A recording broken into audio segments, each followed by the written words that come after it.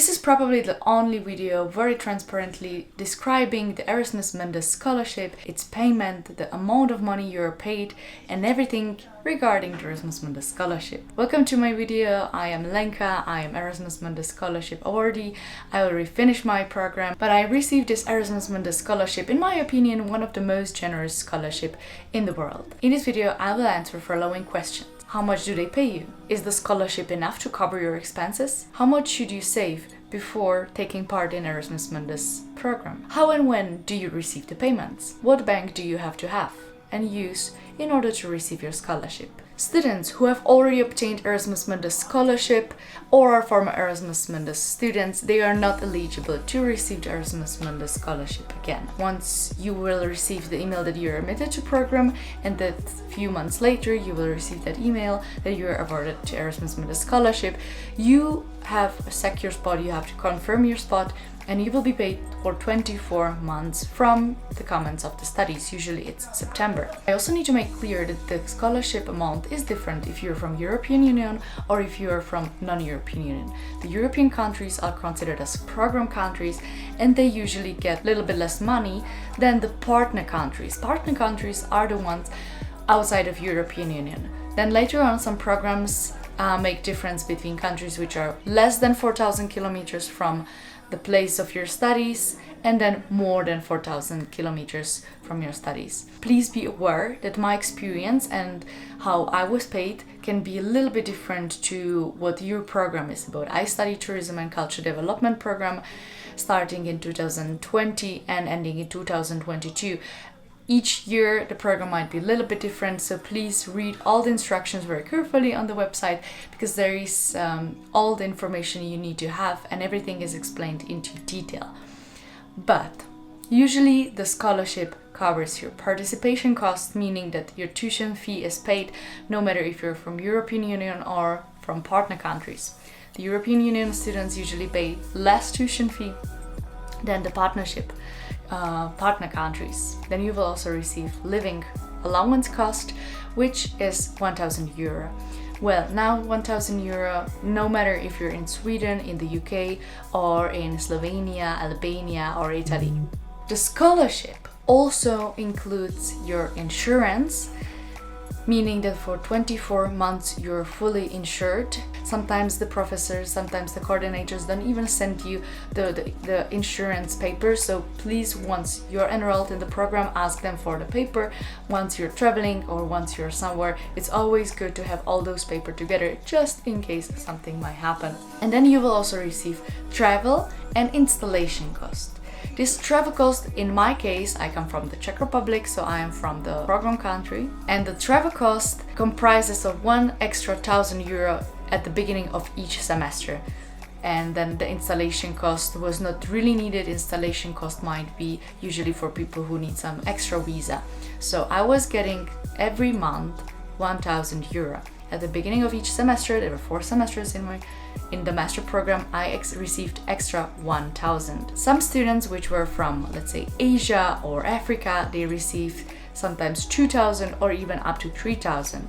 Well, now you might think, oh, that's unfair, but honestly, the fees they have to pay and the plane tickets are much more expensive, and the installation cost comprises the visa and going to embassy. All those costs adds up, and that's why I believe the installation cost is reasonable for partner countries, which are the outside of European Union, and for the program countries, which are European countries, and they receive less money, but they also have less expenses. There is also one condition which all programs state in their website, is that you are not allowed to be in your country when you're getting the scholarship. I believe this is not the case if there is some really urgent situation, but this is the general condition. In my case, I was enrolled in the program which was starting in 2020 in September, and we received a scholarship. The first installation cost, the extra 1,000 in my case. Other students were receiving 2,000, and the monthly allowance of 1,000 euro, and we receive it more or less a month or 5 weeks before starting the program. This is usually not the case. The scholarship we were receiving was always at the last week of the month for the upcoming month. So let's say the last week in September we received a scholarship for October, the last week of October we received a scholarship for November, and so on. But it was really nice to receive this extra 1,000 and the travel cost more weeks before studying the program, because we need to buy the tickets and we need to sort of the visa. Some of us, not me. The most frequent question I've been getting is the scholarship enough to cover my expenses? Well, this is very difficult to answer because it depends on lifestyle, it depends what you like, where you live, in which country do you live. It's very, very individual. But in general, I would say yes. I believe that under 1,000 euro as a student, where all your tuition fees, insurance and travel costs are covered, I believe you definitely can live. Plus, you're allowed to work part-time. So if 1,000 is not enough to you, you're allowed to work up to 20 hours a week. In my case, I spent my program in Malta and in Sweden, which both are not the cheapest country in Europe, and I was fine with only 1,000 because my rent in Malta was 300 and my rent in Sweden was more than 430 euro a month.